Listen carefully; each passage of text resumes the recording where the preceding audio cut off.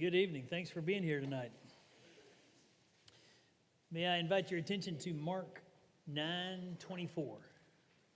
Mark 9:24, one verse in the middle of a larger story, but it's that one verse that's the core of the passage that we're looking at tonight. Tonight, we're going to spend some time considering the very human experience of simultaneously believing and not believing. The simultaneous experience of having like spiritual strength. Yes, you and me, God, but also at the same time, or maybe 5 minutes later, kind of bottoming out. Aren't we a crazy mix like that? Isn't it just strange how we can be hot and cold, on and off, like in and out of spiritual strength or the spiritual doldrums? Well, maybe you have a friend, or maybe, honestly, if you look in the mirror, it's that friend you see there who looks at their life and sees a big gap between what they know and profess to believe and what they live out. This is one kind of spiritual struggle. Maybe you or that friend has doubts or questions or inconsistencies in the way you live and walk and carry out your life. If you do, then welcome to the club, because I do too. Maybe it's dry faith. Maybe it's days or seasons or semesters where God feels distant and things just feel kind of out of sorts with God.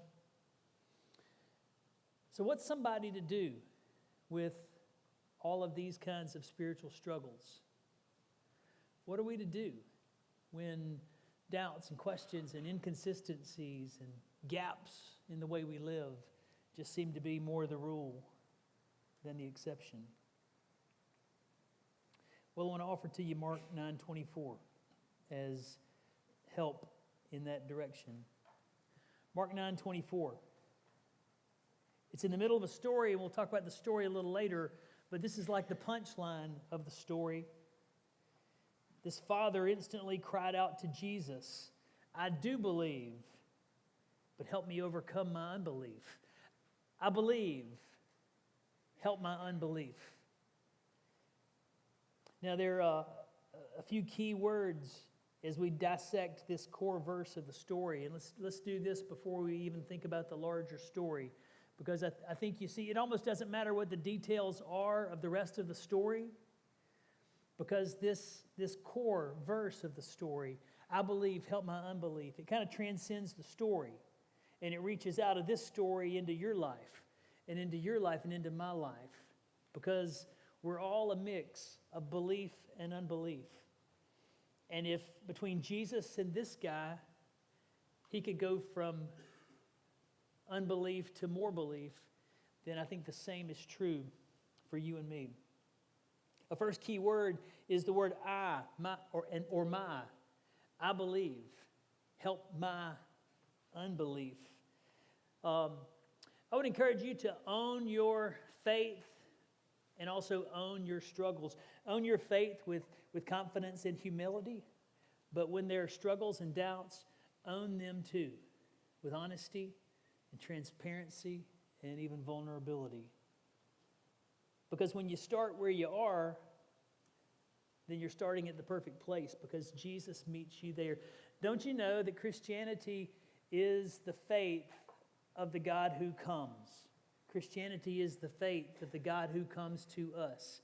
So that means that wherever you are is the perfect place to start dealing with this crazy mix of faith and unbelief. Second key word as we dissect this verse is believe. I believe. Help my unbelief. Please understand this word as more than beliefs, concepts, ideas, things that you're supposed to believe, ideas that you're supposed to assent to, if you're going to adhere to the Christian faith. It's more than that. Believe is a trust word. To believe means to trust or to entrust oneself. So that faith is about way more than believing a set of doctrines or ideas about God. And faith is more about trusting God and entrusting yourself to God. I believe. Help my unbelief. Important word there. Help, I mean, you know what help means, but this is a particular flavor of help. It's actually a military term in the ancient language. It's a military term that means we're going down over here, and if you don't get here quick, we're gone.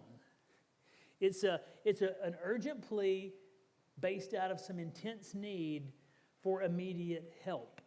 It's that kind of a word. It's not like a little passive, hey, a little help. It's not that at all. When the man cried out to Jesus for help with his unbelief, he was expressing urgency and intensity. And he said, help me with my unbeliefs. Hey, the word unbelief literally means the opposite of belief. And that's no great key insight, I guess. But literally what it means, unbelief is that which negates belief. Unfaith is that which negates faith. It's an obstacle. It's what's in the way. It's what undoes the faith that you have, and it's what blocks the faith that you have from growing to be the faith that it could be. Unbelief means negated faith, which raises a very important question for tonight. Are you aware of what it is that negates your faith? Because yours is probably different from mine. It's probably different from yours. Are you aware of what it is that keeps us in this crazy mix of belief and unbelief? Are you aware what struggles you need to get past to get on to a fuller experience of walking in faith with Jesus? I believe. Help my unbelief. Hey, as we think about unbelief or the struggle to grow on in our faith, let me just break it down into two broad categories, and it's more complicated than this, but here are two broad categories of unbelief. One is ideas that you're not sure you buy into. Maybe this is theological, biblical material, metaphysical stuff, philosophical ideas about the Christian faith that you're not sure you buy into yet. Let me just say on the front end, more to say about this in a minute, but on the front end, let me just say that it is so okay to think and doubt and even question. That some of the deepest faith has come out of some deep doubts. Don't be afraid of doubts. Don't be afraid of questions. God's not afraid of your doubts, and God's not afraid of your questions.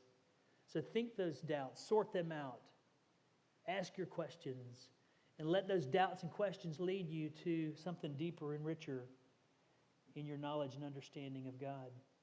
Second broad category of unbelief is not so much about the ideas that you're not sure you buy into, but it's really getting more to the idea of entrusting yourself to this God. It's where you're not doing what it is that you believe. It's where there's a gap between your life and the actions and the practices that you know a Christian is called to. It's this gap between what I profess and what I do.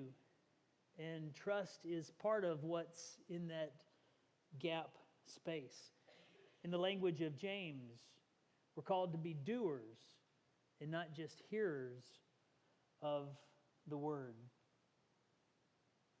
Okay, so there's a little intro to James 9:24. I believe, help my unbelief, in these two broad kind of categories of unbelief. Now for a little deeper dive into the story. Mark 9, the story runs from verse 14 to 29. And what I want to key on as we talk through this story is to see what it is that negates the father's faith. What was going on in the story that negated his faith, and then how he overcame it. Because there's a whole set of things that would negate our faith. And overcoming those things are keys to moving on in the faith. Okay, so here's the story. This is the story of a desperate man with a son who's possessed by an evil spirit. And he's down to his last hope. And he goes to find Jesus. But Jesus isn't there, but Jesus' people are there. So he takes his son to Jesus' disciples and asks them to cast out this evil spirit, but they can't. They couldn't do it. So that creates a stir in the crowd. There's a lot of rumbling, murmuring, controversy, as, why couldn't Jesus' people cast this evil spirit out? And just a lot of that kind of murmuring and controversy going on.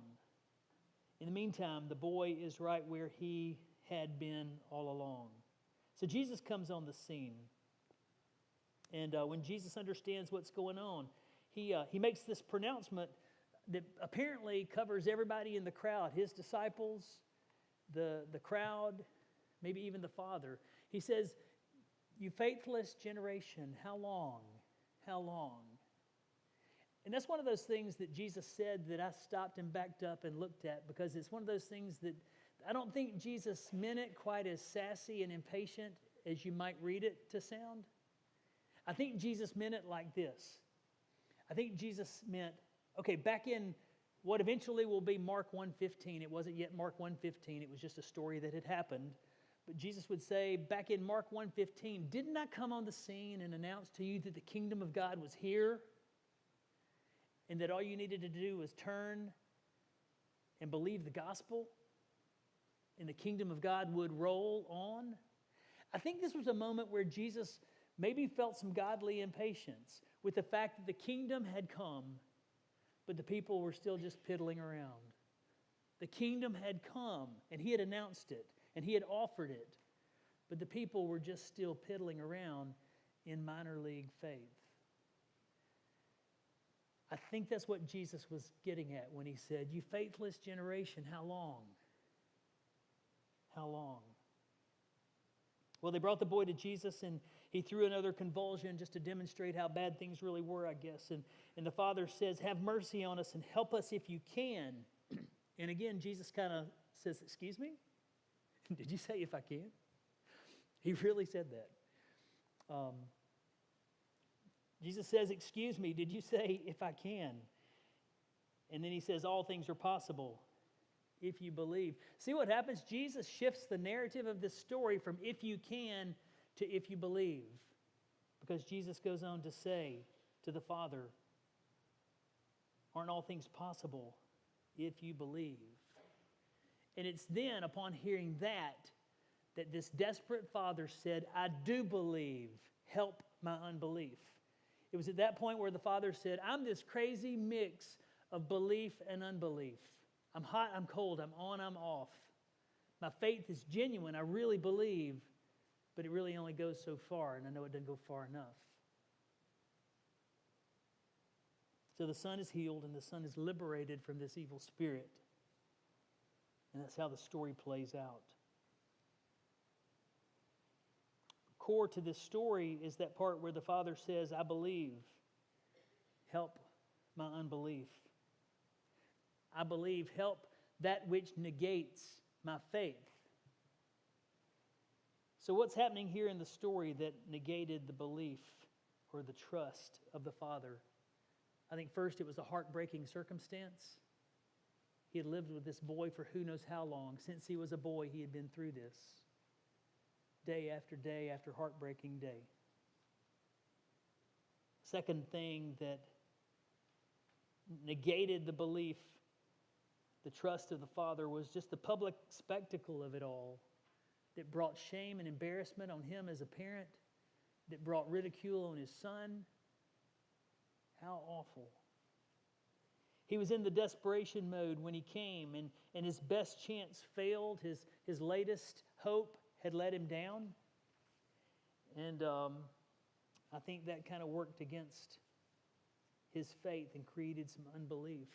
There was the controversy in the crowd. There was just that sense of being stuck right where we were when this story started. And the "if you can" kind of "I'm not sure about you, Jesus" thinking really negated what faith the man had and worked against him going on to a deeper faith. So we think about the father in the story, and we see the things that were playing out in the story, that he did have some faith, but his faith was hindered and it was stunted and it couldn't keep going because of these circumstances. And maybe when we look at our lives, we see another set of things that work against our faith, things that even negate the faith that we have, things that block the faith that we have from growing on to be the faith that it could be. Like Some are similar to the fathers, like hard circumstances. I mean, y'all, college is just hard. You don't need me to tell you that. College is just hard stuff. It's like this package of lots of different things, and they're all hard. They're hopes and expectations and letdowns and disappointments. They're like some high highs and there's some low lows. And you're paying money for all of that. Hard circumstances negates faith. And not just college, but some of you have been through some really tough stuff. And hard circumstances can just set you up to expect the worst and not to even hope for the best. Hard circumstances can negate faith. Hey, if you've been through some hard circumstances, either here in college or outside of this college experience, that's a good place to start, just with some honest vulnerability with God, and just say, God, this is hard. This particular thing is hard on me, and it makes it hard for me to move on with you. That may be the most beautiful prayer that God's ever heard in the history of prayer, if you'd pray that to God tonight. Shame and embarrassment, kind of like the man felt that. Shame and embarrassment have a way of making you feel disqualified, and if you feel disqualified with God, then what's the point of faith? When you've tried and failed, like the father tried and failed, you just feel defeated. And when you're defeated and kind of beat down, you might not have the oomph to get up and keep going. There's that stuck feeling. You ever feel that stuck feeling when you're stuck in a rut and it feels like there's not anything you can do to get out of that rut? Like you can't even believe your way out of that rut. That kind of thing can negate faith. There's questioning God, if you can, kind of thinking, instead of taking responsibility with if you believe approach. Maybe we're slow to admit this one, but there's this nagging sense that God really is not the solution, but God is the problem. And I'm not even sure if God is trustworthy. Hey, if you feel that, would you own that tonight? And then let me know that you own that, because I want to give you the biggest high five of the night for owning that. If you feel that God's not the problem, that God's not the solution, God's the problem because God really doesn't feel trustworthy to me, that is a beautiful prayer to pray, and that's a wonderful place to start moving from that which negates faith into a fuller faith. Hey, there are trust issues. I mean, maybe you say, I'm not good at trusting. Maybe it's from hurts in the past, or maybe it's just kind of the way you're wired, that you're just kind of a suspicious person who doesn't trust easily. But there are trust issues. There's whatever's in your past and there are regrets. There's whatever's in your present, like desires and choices that you're making. All this stuff can just swirl together to make it really hard to move on with faith, with trusting yourself into God's care. There are doubts and questions. Let me urge you not to be so careful not to base your faith on your answers, because you can't know your way into the kingdom. You can't figure out your way into heaven. Be careful about basing your faith on your answers. It's really a matter of trust instead of answers. But there are answers. So turn your mind on and think and talk and discuss and dig and search.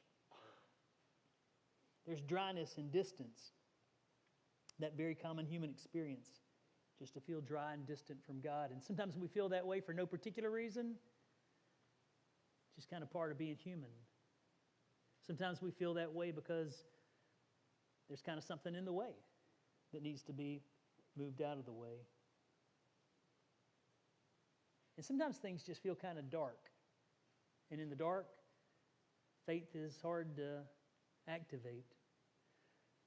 My bishop said in a meeting I was in last week, He told a story about a little boy going outside at night, and the little boy was scared, but he had a flashlight, but he was still scared.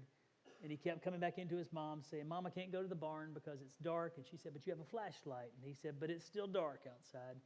And she said this to him, go as far as the light will lead you. Go as far as the light will lead you. If things are dark for you, you don't have to see the barn.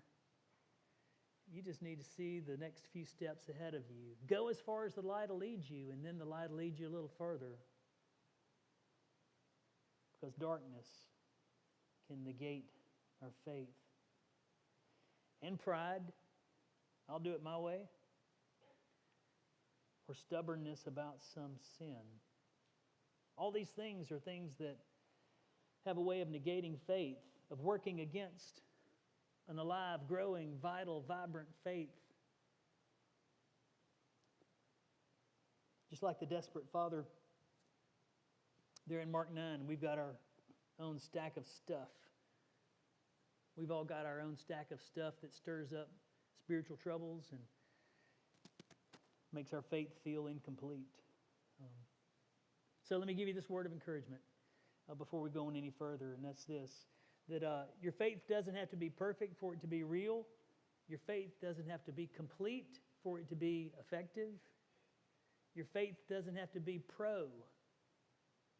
Amateur faith is the place it starts, and simple faith is always the start of something beautiful with God. All right, so here's the takeaway. Mark 9:24 creates for us a template to help us grow through the spiritual struggles that would short-circuit our faith, that would leave us with just a little bit of small faith instead of a rich, full experience with God. And the template goes like this. Like the Father said, I believe, help my unbelief. I believe, help my unbelief. So maybe just that version of it works for you. Maybe for you, believing, trusting God is kind of the heart of the matter for you. I believe, help me. Remember, help is quick, fast, and in a hurry. Help my unbelief. Or maybe you've got some other version of a spiritual struggle that could find its way into this template. The template goes like this. I blank, help my unblank. So in the first place goes some way in which I am experiencing God's intention for me. I believe something that God intends for it to be that way. I believe. So fill in that first blank with something that is what you're experiencing with God or toward God. But then the second half of the template gets on to the gap or what's lacking. Some way in which God's intentions for me are being negated. Some way in which what you're experiencing isn't going all the way to a fuller faith. So I give you this template in hopes that it would help you personalize Mark 9:24 into your own situation. To give you a way of saying, I am forgiven. I am forgiven. I know that. But here's the rest of the forgiveness thing that I have to do. I need to learn to forgive myself. I need to learn to forgive somebody else. I am forgiven, but I've got this work in forgiveness still to experience. Or maybe for you the template is I know I have your Spirit living in me. I mean, I know that's part of being a Christian. But what I'm not experiencing is walking with the Spirit in a way that I just kind of have a sense of your presence and even hear your voice. So maybe you'd fill that in on the other side of the template. I mean, you see how this works, I think. I am free from slavery to sin. Help my living out of your victory.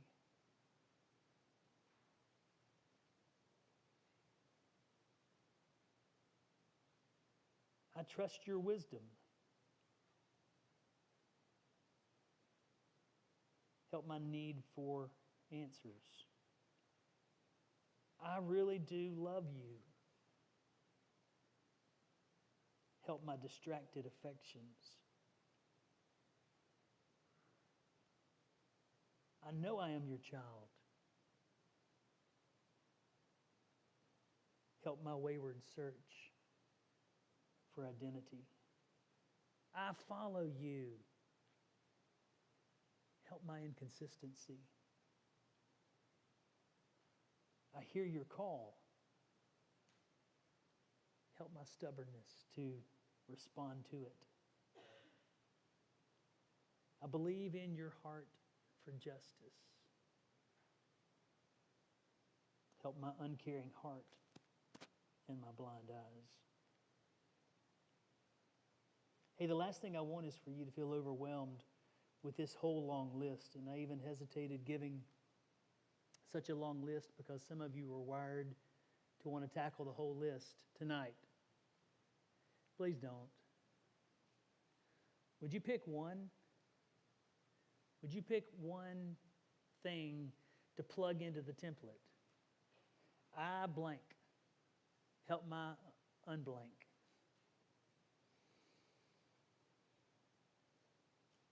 Fill in one blank with one way in which you can grow to overcome something that's holding you back so that you could live out God's desire and intention for you. Because God's desire is good and God's intentions are trustworthy. All right, so a couple of applications. If you are somebody who feels like you've never really trusted Jesus for that starting line experience, if you're somebody who feels like you just never trusted Jesus before, would you want to do that tonight? Or is that something you're ready to do? To start this whole faith thing with an intentional, I trust you, Jesus. Let's go. To trust Jesus to rescue you from your brokenness and to fill you with His Spirit. Is that you tonight? Or for you, is it however much or however long you've been believing already? Would you just be open and honest with what the next step is for you? What doubt or question or dryness or distance or inconsistency or gap that there might be in your life that you just really want to see that different by God's grace?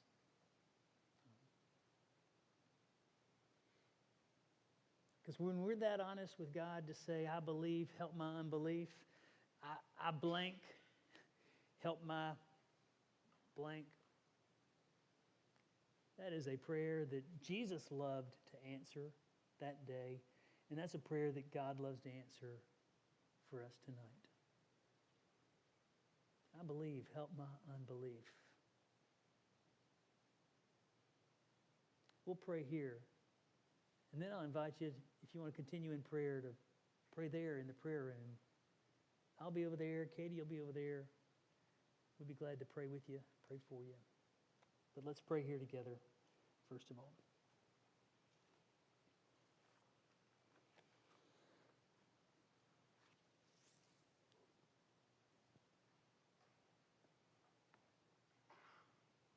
Jesus, I'm somebody who never has actively believed in you or trusted you before. But tonight I'm ready. And tonight I trust you, Jesus, to rescue me from all my brokenness and to lead my life with your Spirit. Jesus, I'm somebody who's been believing in you. But tonight I want to trust myself more to you than ever before. I believe, help my unbelief, help my doubts, my questions, my wandering, my disobeying. Help my longings and my desires, my divided heart, my affections, my inconsistency. Help my unbelief to become belief so you and I can walk closer, and together we can overcome these struggles that dog me. Jesus, this is our hope and prayer. Amen.